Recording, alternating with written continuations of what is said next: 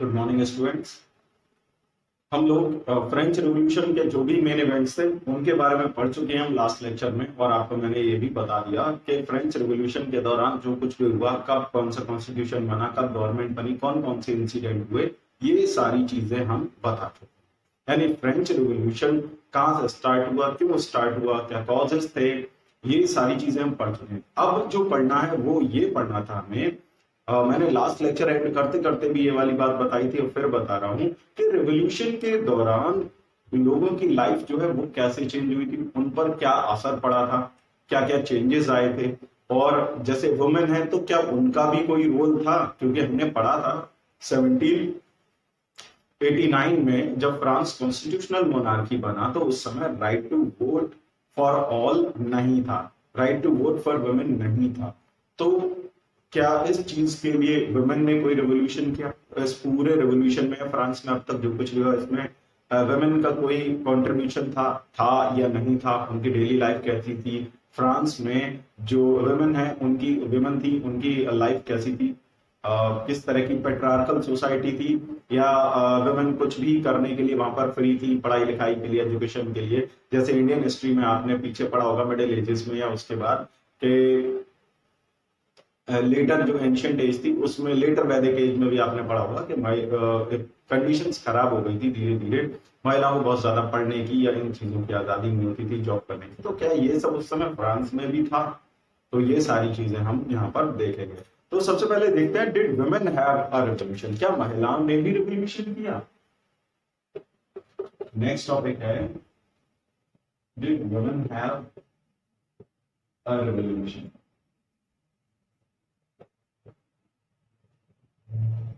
क्या फ्रांस की जो महिलाएं थी उन्होंने भी कोई रिवॉल्यूशन किया?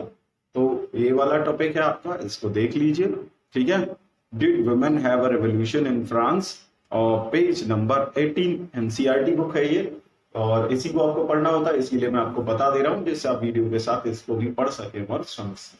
ठीक है, चलो तो स्टार्ट करते हैं। तो सबसे पहले मैं यहाँ एक चीज बता देता हूं कि फ्रांस में रिवॉल्यूशन में जो आम जनता थी वो अपने अपने राइट्स के लिए ही तो लड़ रहे थे, सबको अपने अपने अधिकार चाहिए थे, right to vote, equality, liberty, ये सारी चीजें। लेकिन इनको क्या चाहिए? ये रिवॉल्यूशन तभी तो करेंगे। तो और अब से पहले हमने ये भी देखा कि फ्रांस के लोगों ने रिवॉल्यूशन किया, उससे पहले हमने जाना उनकी कंडीशन के बारे में, उनकी सोशल लाइफ के बारे में, कि उनकी लाइफ कैसी थी, क्या क्या प्रॉब्लम्स थी जिसकी वजह से उन्होंने रिवॉल्यूशन करा, उनकी डिमांड्स क्या क्या थी, जो ना पूरा करने के कारण उन्होंने किंग का या अपनी गवर्नमेंट का जो है वो विरोध किया, उसके अगेंस्ट प्रोटेस्ट किया, रिवोल्ट किया। तो यहाँ हमें देखना होगा पहले जो फ्रांस में वुमेन की जो लाइफ है पहले वो देखनी पड़ेगी कि सोशल लाइफ जो है वो कैसी थी, इस चीज के बारे में हमें यहाँ पर जानना पड़ेगा। ठीक है, तो देखते हैं कि आखिर था क्या। तो जो सोशल लाइफ थी, सोशल लाइफ में देखें तो वुमेन जो थी फ्रांस में वो कैसे काम करती थी? सारा काम दे वर्कड फॉर लिविंग, यानी अपनी आजीविका के लिए, जिंदगी जीने के लिए, अर्निंग के लिए, बेसिक नीड्स को पूरा करने के लिए उन्हें खुद ही काम करना होता था। कौन कौन से काम करने होते थे? तो दे वर्क एज, किस तरीके से काम करती थी? दे वर्क एज सीमस्ट्रेस और लॉन्ड्रेस, यानी लोगों के घरों में काम करना, कपड़े धोना, इस तरीके के, इस रूप में उनको काम मिलता था, इस तरीके के काम वो करती थी। ठीक है, दूसरा इसके अलावा क्या करती थी? दे सोल्ड, या फिर मार्केट में क्या करती थी? फ्लावर्स बेचना। ठीक है, they sold flowers, fruits, veggies in markets, या तो मार्केट में फूल, फल, सब्जी बेचना। तो ये कुछ काम थे जो कॉमन, और यहाँ हम बात कर रहे हैं जो आम जनता थी, जो कॉमन वुमेन थी सोसाइटी की, उनकी बात कर रहे हैं। यहाँ हम हाई क्लास वुमेन की बात नहीं कर रहे हैं। जो रिच सेक्शन था सोसाइटी का, जो बिजनेस क्लास के लोग थे या जो रॉयल फैमिली से संबंध रखते थे, नोबिलिटी वगैरह, उनकी महिलाओं के बारे में हम बात नहीं कर रहे हैं। जिसकी पॉपुलेशन सबसे ज्यादा थी फ्रांस में, थर्ड एस्टेट की जो आम जनता थी, वहां की जो कॉमन, इस कैटेगरी की जो कॉमन वुमेन थी फ्रांस की, उनकी लाइफ की बात कर रहे हैं। तो दे वर्क फॉर लिविंग, अपना लिविंग अर्निंग करने के लिए, लिवलीहुड के लिए वो काम करती थी। क्या काम करती थी? एज अ सीमस्ट्रेस और दे वर्क एज और लॉन्ड्रेसेस, यानी लोगों के घरों में जाना, काम करना, कपड़े धोना, इस तरह के जो भी काम होते हैं, एज अ सर्वेंट काम करना, ये सारे काम करते थे। इसके अलावा वे sold flowers, fruit, vegetables in market, इस तरीके के काम भी वो करती थी। ठीक है, और ये सारी चीजें थी। और they are not allowed to study,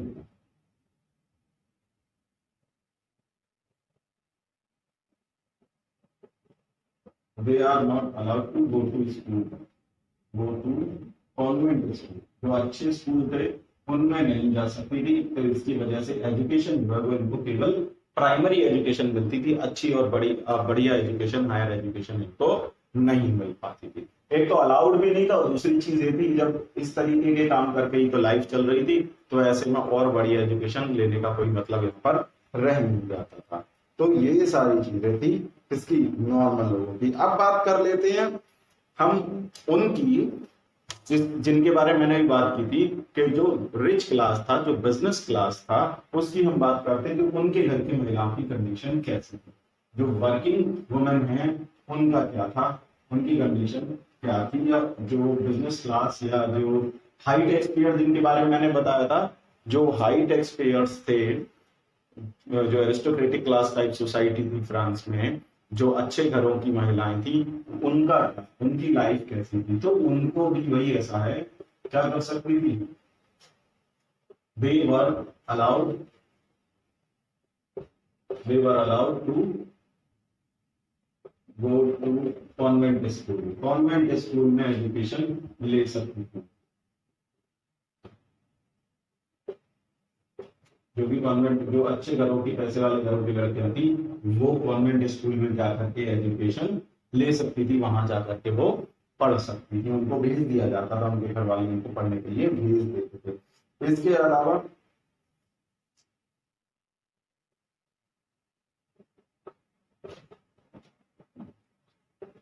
they were allowed to do work in office, जो ऑफिस वगैरह होते हैं उनमें, और इसके अलावा बिजनेस वगैरह में वो काम करती थी।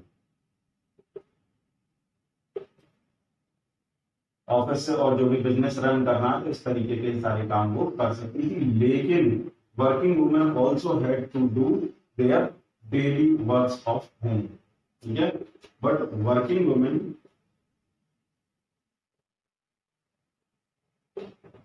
had to do, but working women had to do care for their families, अपने परिवारों की देखभाल उनको करनी होती थी।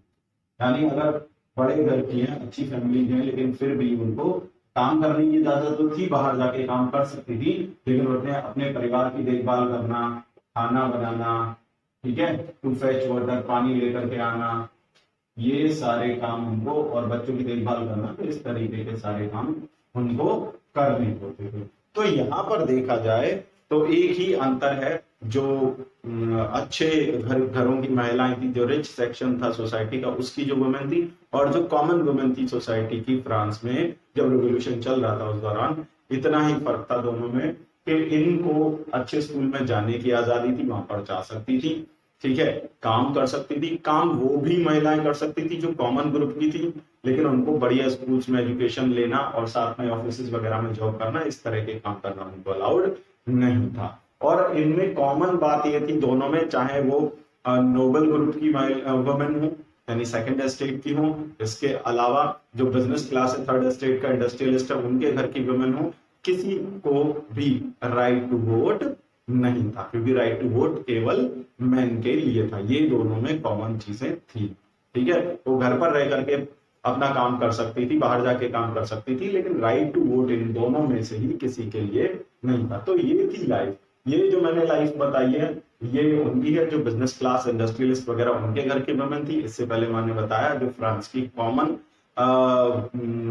पीपल है, जो कॉमन वुमेन है, उनकी लाइफ मैंने बताया कि कैसी थी। As a daily wage worker उनको लोगों के यहाँ काम करती थी, उनको पैसे मिलते थे, इस तरीके से उनकी लाइफ चलती थी। तो ये सारी चीजें हमने यहाँ पर देखी। इसके अलावा मार्केट से, जैसे जो कॉमन वुमेन थी, तो मार्केट जाकर के बेकरी की शॉप में खाने के लिए या राशन की शॉप में जाकर के लाइन लगाना, वहां से बच्चों के लिए खाना लेकर के आना, ये सारे काम भी इन वुमेन को भी करने होते थे। और साथ में कोई भी पॉलिटिकल रिप्रेजेंटेशन, कोई भी political right such as right to vote, ये नहीं था। मतलब चाहे तो एज एन इलेक्टर खड़ा होना इलेक्शन में एज ए कैंडिडेट, और या फिर वोट देने का जो अधिकार है वो उनको नहीं था।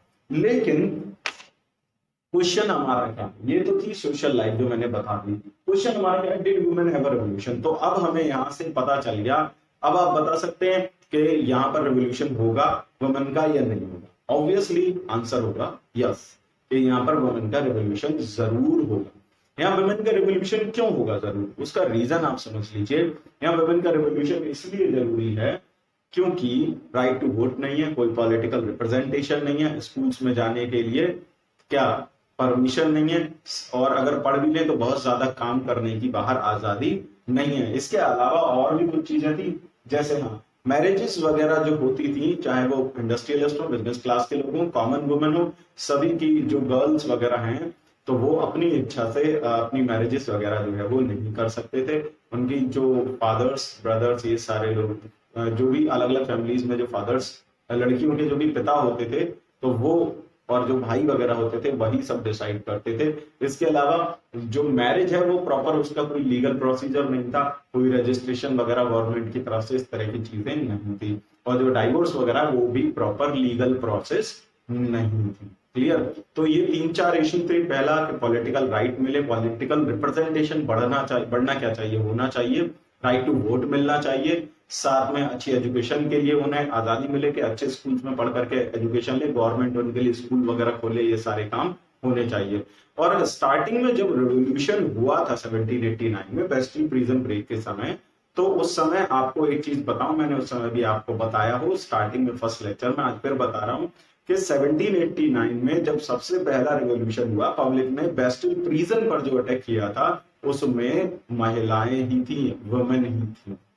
ठीक है, बेस्टिल प्रिजन को, बेस्टिल की जो जेल थी उसको तोड़ने वाली, उस पर अटैक करने वाली फ्रांस की जो कॉमन वुमेन है, महिलाएं ही थी। उसका रीजन मैंने आपको बताया क्यों थी, क्योंकि फ्रांस में उस समय फूड शॉर्टेज हो गई थी, खाने पीने के लिए मार्केट में छीना-झपटी चल रही थी, दंगे चल रहे थे, महिलाओं के बच्चे भूखे मर रहे थे। तो इस क्रोध में आकर के उन्होंने इस रेवोल्यूशन में हिस्सा लिया और उस बेस्टिल प्रिजन को तोड़ा। लेकिन कुछ समझदार वुमेन भी थी जिन्होंने इस रेवोल्यूशन में इसलिए पार्टिसिपेट किया था। क्यों पार्टिसिपेट किया था? देखो आंसर आ गया कि did women have revolution? Yes, women had revolution.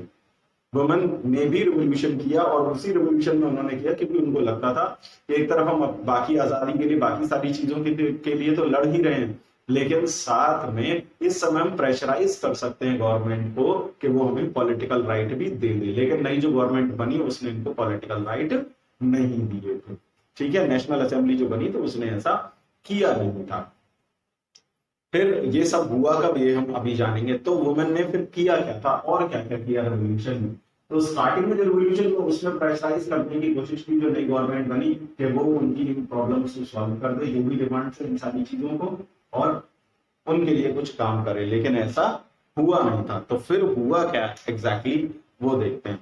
Women ने क्या किया, दे फॉर्म्ड देयर पॉलिटिकल क्लब। महिलाओं ने भी अपने ग्रुप बनाए, जैसे जैकोबिन क्लब बने थे, बिल्कुल ऐसे ही उन्होंने अपने खुद के पॉलिटिकल क्लब बनाए। दे फॉर्म्ड देयर पॉलिटिकल क्लब, यानी वुमेन पॉलिटिकल क्लब भी उस समय बने थे। दे फॉर्म्ड देयर पॉलिटिकल क्लब्स। ऐसा ही एक फेमस क्लब था। देखिए यहाँ देखिए, थर्ड पैराग्राफ देखिए, यहाँ पर लास्ट पैराग्राफ है ये, पेज नंबर 18 पर last paragraph, first line, second line, sorry third line में देखिए यहाँ पर दे रखा है ये, the society of revolution and the Republic movement. The society of revolution and the Republican movement and Republican movement, ये उन सारे काफी पॉलिटिकल ग्रुप बने थे, उनमें से एक फेमस और बहुत बड़ा पॉलिटिकल ग्रुप जिसमें केवल महिलाएं थी, जो वुमेन ने अपनी डिमांड्स को सरकार के सामने, गवर्नमेंट के सामने रखने के लिए, प्रोटेस्ट करने के लिए बनाए, अपनी डिमांड्स को रखने के लिए कि हमें राइट टू वोट चाहिए, अच्छी एजुकेशन चाहिए, मैरिजेस, डाइवोर्स, ये सारी चीजें प्रॉपर लीगल प्रोसेस से होनी चाहिए। ये सारी डिमांड्स उन्होंने गवर्नमेंट के सामने रखनी थी। इसके लिए उन्होंने अपने खुद के क्या बनाए थे, पॉलिटिकल क्लब्स बनाए थे। इन्हीं में से एक फेमस क्लब था the society of revolution and the Republican women. तो क्वेश्चन यहां से आ जाता है, कभी कभी क्लब का नाम पूछ लिया जाता है कि name one famous women political club of French revolution. French revolution के टाइम का एक फेमस वुमेन पॉलिटिकल क्लब का नाम बताइए, तो the society of revolution and the Republican women. Clear, समझ में आ गया? तो ये इस तरीके से स्थिति थी किसकी, वुमेन की। तो आप समझ गए होंगे क्या सिचुएशन थी, और इसके लिए उन्होंने क्या किया, रेवोल्यूशन में पार्टिसिपेट करने के लिए, जैसे जैकोबिन क्लब वगैरह और पॉलिटिकल पार्टीज थी जिन्हें आमतौर पर, जिन्हें मोस्टली मेन जो है वो रन करते थे, जो लीडर्स थे, लेकिन यहाँ वुमेन लीडर्स भी कुछ थी जिन्होंने अपने खुद के पॉलिटिकल क्लब बनाए और अपनी डिमांड्स गवर्नमेंट के सामने रखी, और रेवोल्यूशन में उन्होंने भी कंट्रीब्यूट किया अपनी डिमांड्स को लेकर। One of their main demand was, अब देखिए डिमांड्स क्या थी, मैं उनको समझा देता हूं, फिर गवर्नमेंट ने क्या क्या किया मैं उस चीज को समझा देता हूं। डिमांड्स क्या थी, हम इसको लेके लेते हैं।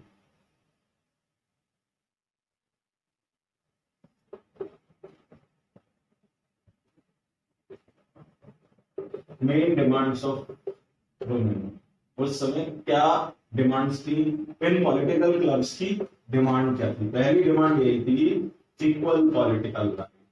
क्या डिमांड थी? एक ही से हम समझ जाएंगे, इसी लाइन, यही लाइन काफी है, इसी के अंदर दो चीजें हैं, equal political rights. Equal political rights का मतलब आप यहां समझ लीजिए, एक तो पॉलिटिकल रिप्रेजेंटेशन, यानी जो असेंबली बनी है उसमें इन्हें भी इलेक्टर, एज एन इलेक्टर यानी एज अ मेंबर, इनको भी मौका मिले। तो ये तो पॉलिटिकल रिप्रेजेंटेशन चाहते हैं। जैसे आप देखते हैं इस समय इलेक्शन चल रहे हैं जिला पंचायत के, ग्राम पंचायत के, तो आपने देखा होगा कि बहुत सारी जो जैसे मेयर वगैरह हैं म्यूनिसिपैलिटी में, म्यूनिसिपल कॉर्पोरेशन में चेयरमैन है, या इसके अलावा प्रधान है गांव में, ग्राम पंचायत में, विलेज पंचायत में, तो महिला सीट होती है भारत में भी कि वहां पर महिला ही प्रधान बनेगी। तो वो पॉलिटिकल रिप्रेजेंटेशन है। तो ऐसा ही पॉलिटिकल रिप्रेजेंटेशन की डिमांड की थी, साथ में क्या थी, राइट टू वोट की डिमांड थी, राइट टू वोट हमें दिया जाए, ये सारी चीजें दी जाए। एजुकेशन की डिमांड थी कि गवर्नमेंट स्कूल खोले, और स्पेशली ऐसे स्कूल खोले जो केवल लड़कियों के लिए हो, और उसमें सभी क्लासेस की, मतलब चाहे पुअर हो, रिच हो, कोई भी हो, कोई भी उसमें एडमिशन लेकर के पढ़ सके। मैरिज एंड डाइवोर्स, मैरिज और डाइवोर्स की प्रक्रिया जो है वो कैसी होनी चाहिए, वो और क्या कहा उन्होंने, शुड बी लीगलाइज्ड। ये क्या होनी चाहिए, लीगल होनी चाहिए, मतलब कोई भी व्यक्ति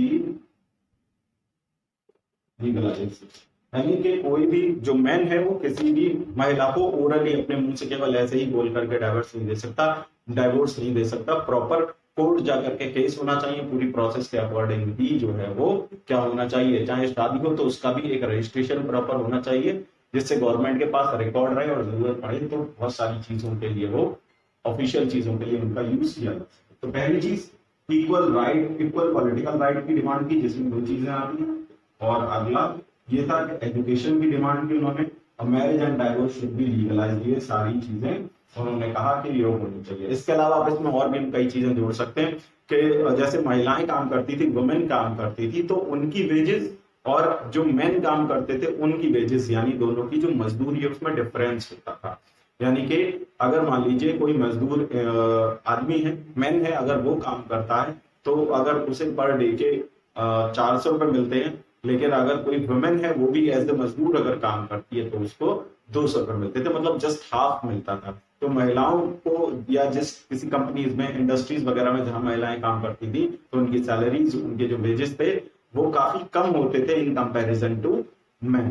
तो वो भी क्या होने चाहिए, इक्वल होने चाहिए। तो इन सारी चीजों की डिमांड इन पॉलिटिकल क्लब्स ने फ्रांस की वुमेन की तरफ से रखे थे गवर्नमेंट के सामने कि फ्रांस में जो भी वुमेन है उनकी तरफ से हम ये डिमांड आपके सामने रखते हैं और ये सारी प्रॉब्लम्स जो है वो वुमेन की सॉल्व होनी चाहिए। तो इन डिमांड्स को लेकर के वुमेन ने अपने पॉलिटिकल जो क्लब्स हैं लाइक जैकबिन क्लब्स फॉर्म किए थे और इस रेवोल्यूशन में उन्होंने भी पार्टिसिपेट किया था। क्यों पार्टिसिपेट किया था? इन डिमांड्स को लेकर के उनको लगता था हम रेवोल्यूशन करेंगे, सरकार बनेगी, हमारी बात मानेगी, उस पर प्रेशर बना करके हम ये सारे राइट्स जो है वो हमें मिल सकते हैं। अब ये देखना है कि ये सब होने के बाद पॉलिटिकल क्लब बने, गवर्नमेंट को प्रेशराइज करा, तो आखिर इनमें से कौन कौन सी डिमांड पूरी हुई, कौन सी नहीं हुई। ठीक है,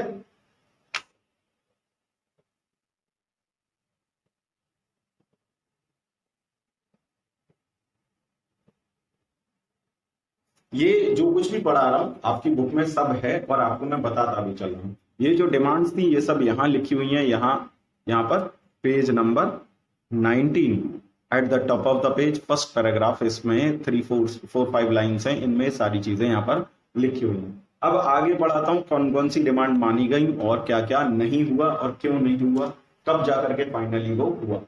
ठीक, तो देखते हैं इन सभी डिमांड्स में क्या हुआ कि शुरू में जो रिवोल्यूशनरी गवर्नमेंट शुरू में बनी उसने क्या किया, इसमें से कुछ डिमांड मानी। जो रिवोल्यूशनरी गवर्नमेंट शुरू में बनी उसने इसमें कुछ डिमांड जो है वो इनकी मान ली। काफी सारे लॉज जो है वो इंट्रोड्यूस किए। तो रिवोल्यूशनरी गवर्नमेंट ने क्या किया, introduce laws to improve the life of women, to improve the lives of women, यानी महिलाओं की जो लाइफ है उसको बेहतर बनाने के लिए कुछ कानून जो है वो बने। ठीक, कुछ कानून बनाए, क्या क्या बनाए देख लेते हैं कि स्टेट स्कूल्स और स्कूलिंग वाज मेड कंपल्सरी। क्या किया, स्कूलिंग जो है वो कंपल्सरी कर दी। किसके लिए? लड़कियों के लिए। तो ये काम बढ़िया कर दिया। ठीक, for girls, for all girls, कोई भी लड़की हो फ्रांस में उस समय, चाहे वो रिच क्लास हो, पुअर क्लास हो, किसी भी एस्टेट की हो, उन सबको पढ़ने का अधिकार मिल गया। और अधिकार ही नहीं मिला बल्कि कंपलसरी कर दी, अनिवार्य शिक्षा कर दी कि सबको पढ़ाना ही होगा। और इस काम को करने के लिए क्या किया गया, मैनी स्टेट स्कूल्स वर ओपन, यानी सरकारी स्कूल जो है वो लड़कियों के लिए खोले गए। ओपन नहीं स्टार्टेड, ठीक है, बहुत सारे स्कूल जो है सरकारी स्कूल जो है वो खोले गए। गर्ल्स के लिए एजुकेशन जो है वो कंपलसरी कर दी गई।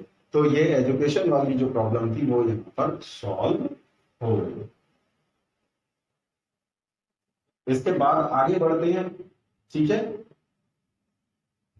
यहां जगह नहीं है, बस तो इरेज करता हूं। इसके बाद कुछ और डिमांड थी मैरिज और डाइवोर्स से लेकर के, वो भी बता देते हैं।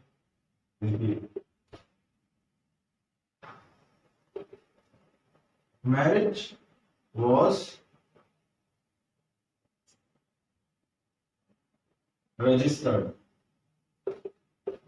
marriage was registered, ठीक है, into civil law।